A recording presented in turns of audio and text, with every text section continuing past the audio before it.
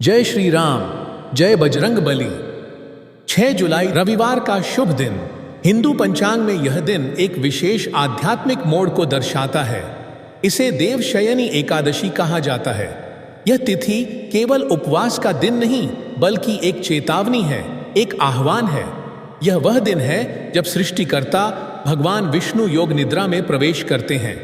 इसका अर्थ है कि अब 4 महीने तक भगवान विष्णु, जिनकी शक्ति से सृष्टि का संचालन होता है, विश्राम में रहेंगे। यह काल चातुर्मास कहलाता है, एक ऐसा समय जब भक्तों को अपने भीतर उतरकर साधना, तप और भक्ति का आरंभ करना चाहिए। और जब ईश्वर स्वयं विश्राम में चले जाएं, तब रक्षक कौन? तब आह्वान होता है उस देव का जो कभी विश्राम नहीं करता, जो अखंड सेवा, अखंड भक्ति और अखंड शक्ति का प्रतीक है, श्री हनुमान जी महाराज।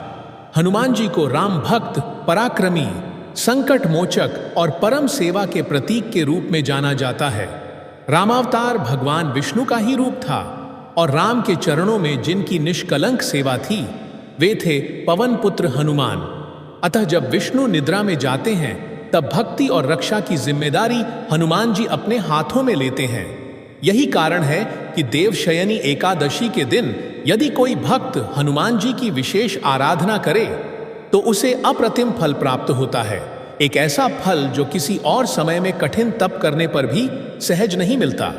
इस पावन दिन यदि श्रद्धालु संकल्प लेकर हनुमान चालीसा का 100 बार पाठ करें तो वह केवल भौतिक समस्याओं से मुक्ति ही नहीं पाता बल्कि आध्यात्मिक दृष्टि से भी ऊंचाई प्राप्त करता है। यह साधना केवल पढ़ने का अभ्यास नहीं है, यह एक तप, एक यज्ञ, एक संकल्प है। जब कोई भक्त 100 बार जय हनुमान ज्ञान गुण सागर से लेकर सीय व रामचंद्र पद जय शरणम तक हनुमान चालीसा का गान करता है तो उसकी आत्मा में कंपन उठता है। यह कंपन नकारात्मकता को जलाता है, कर्मों को शुद्ध करता है, मन को स्थिर करता है और आत्मा को शक्ति प्रदान करता है।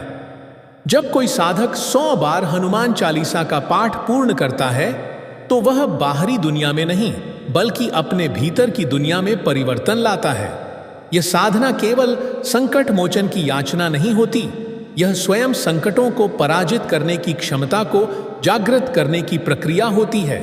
जब कोई भक्त ब्रह्म मुहूर्त में बैठता है, चारों ओर मौन होता है, सब सोए होते हैं और केवल उसकी जिह्वा से हनुमान जी के नाम की गूंज उठती है, तो वह ब्रह्मांड के भीतर एक अदृश्य कंपन करता है। यह कंपन उसके जीवन के बाधित मार्गों को खोलने लगता है। न कोई पंडित चाहिए, न कोई यंत्र, केवल श्रद्धा चाहिए और हनुमान जी की चौपाइयां। इस साधना से जो मानसिक लाभ होते हैं वे अनमोल होते हैं। सबसे पहले साधक के मन की चंचलता शांत होती है। विचारों की भीड़ में जो भटकाव था वह दिशा में बदलने लगता है। नींद में बेचैनी, उठते बैठते डर, काम में मन न लगना, हर कार्य में असफलता, इन सभी की जड़ भय और अस्थिरता होती है। जब 100 बार संकट कटे मिटे सब पीरा पढ़ा जाता है तो वह केवल शब्द नहीं, आत्मा को दिए गए वचन होते हैं। धीरे धीरे मन स्थिर होने लगता है और जहां मन स्थिर हो वहां कार्य भी सिद्ध होने लगते हैं। भावनात्मक स्तर पर यह साधना हृदय की गांठों को खोलती है। हनुमान जी के प्रति प्रेम जब बार बार चौपाइयों में गूंजता है तो हृदय का भार हल्का होता है। जीवन में जो असहायता थी वह सेवा में बदलती है, जो अकेलापन था वह एक दिव्य उपस्थिति से भर जाता है। साधक को प्रतीत होता है कि कोई अदृश्य शक्ति उसके चारों ओर है, जो उसकी रक्षा कर रही है, उसकी बात सुन रही है और जीवन को दिशा दे रही है। सांसारिक स्तर पर इसका प्रभाव चमत्कारी होता है। जिनके कार्य लंबे समय से रुके हुए हों, जैसे नौकरी, कोर्ट केस, कर्ज से मुक्ति, विवाह में बाधा, संतान की चिंता या व्यापार में हानि, उन सभी समस्याओं पर हनुमान जी की साधना एक घातक अस्त्र की तरह कार्य करती है। धीरे धीरे परंतु स्थायी रूप से बाधाएं हटने लगती हैं। यह कोई चमत्कार नहीं, यह हनुमान जी की कृपा का नियम है। हनुमान चालीसा की प्रत्येक चौपाई में एक विशिष्ट ऊर्जा होती है जो उस विषय पर असर करती है, जैसे शत्रुनाश, रोग शांति, कर्ज मुक्ति, भूत बाधा निवारण या आत्मबल की वृद्धि। चातुर्मास का यह 4 माह का समय एक अनोखा काल है। जब आप इस काल में हनुमान जी की सेवा करते हैं, विशेषकर मंगलवार और शनिवार को व्रत, चालीसा पाठ, तेल दीपक और राम नाम जाप के साथ, तो साधना की गति तीव्र हो जाती है। एक विशेष ऊर्जा शरीर में संचारित होती है। भक्त की दृष्टि बदलने लगती है। वह नकारात्मकता को पहचानने और हटाने लगता है। वह सत्य को देखने लगता है। वह निर्णयों में स्पष्टता लाने लगता है। यह चातुर्मास इसलिए भी महत्वपूर्ण है क्योंकि इसमें की गई साधना और तप वर्षों का फल दे सकते हैं। सावधानियां भी इस साधना का एक भाग हैं। पाठ करते समय किसी प्रकार की जल्दबाजी नहीं होनी चाहिए। मोबाइल, शोर, बातें, इन सब से दूर रहना चाहिए। पाठ की गति न तो बहुत तेज हो, न बहुत धीमी। एक मध्यम लय में मन लगाकर पढ़ना चाहिए। शरीर में शुद्धता, स्थान में पवित्रता और मन में सच्चाई आवश्यक है। लौंग यदि गिर जाए तो नई लौंग लेकर फिर से आरंभ करें। नारियल अर्पित करते समय उसे किसी मनोकामना के साथ रखें, लेकिन संकल्प के बाद परिणाम की चिंता न करें, क्योंकि जब हनुमान जी के चरणों में रखा जाए तो उसे चिंता से नहीं, श्रद्धा से रखना चाहिए। इस साधना का सबसे बड़ा वरदान है आत्मिक परिवर्तन। जब व्यक्ति लगातार 100 पाठ करता है तो उसके भीतर न केवल साहस आता है, बल्कि एक अपूर्व स्थिरता आती है। लोग क्या कहेंगे, संसार क्या सोचेगा, यह सब धुंधला हो जाता है। भक्त स्वयं को ईश्वर के हाथों सौंप देता है।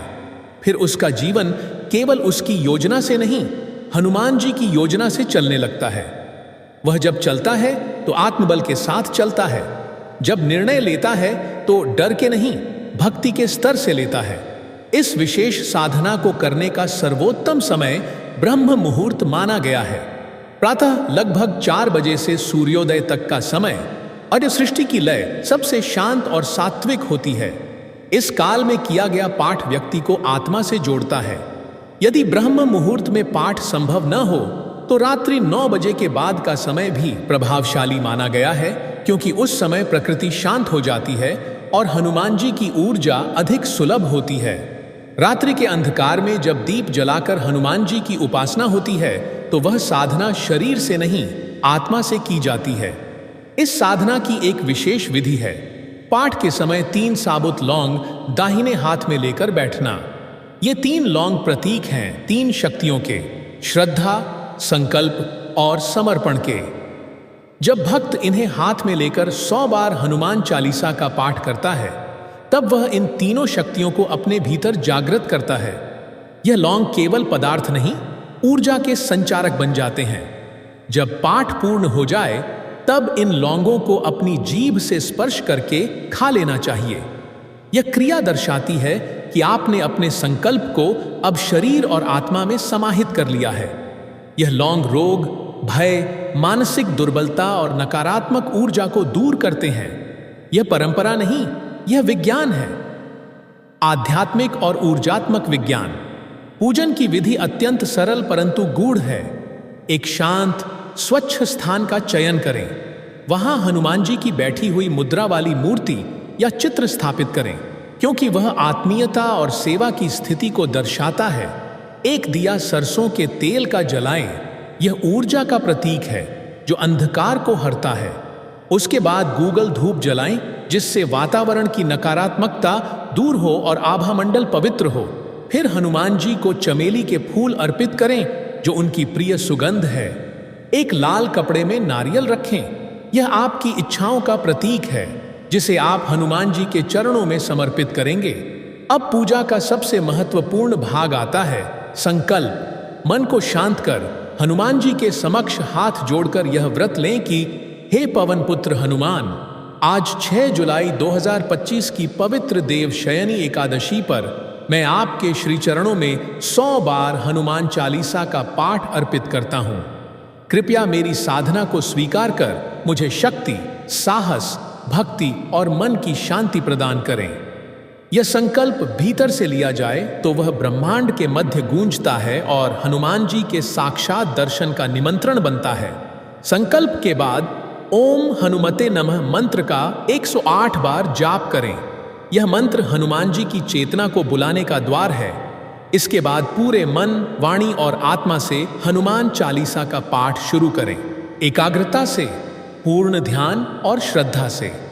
प्रत्येक पाठ के साथ शरीर थक सकता है, मन विचलित हो सकता है, लेकिन संकल्प से जब साधक जुड़ा होता है तब हनुमान जी स्वयं उसकी थकान को हर लेते हैं।